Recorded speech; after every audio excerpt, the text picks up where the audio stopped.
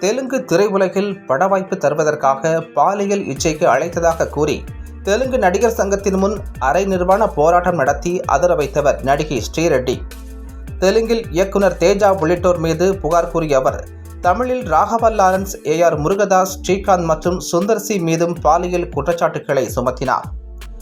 இதன் தொடர்ச்சியாக தென்னிந்திய நடிகர் சங்கத்தின் செயலாளரும் நடிகருமான விஷால் மீது ஸ்ரீரெட்டி பாலியல் குற்றச்சாட்டை முன்வைத்துள்ளார்.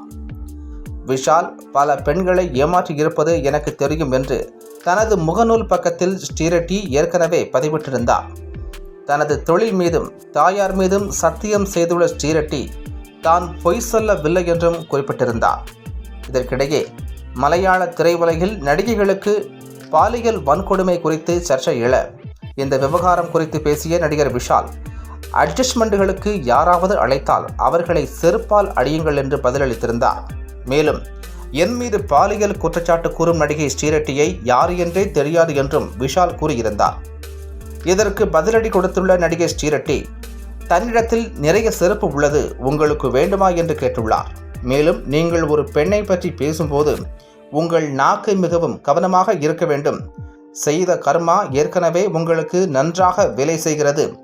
தன்னிடம் நிறைய செருப்புகள் உள்ளன, உங்களுக்கு ஒன்று வேண்டுமா என தெரியப்படுத்துங்கள் என்று பதிவிட்டுள்ளார்.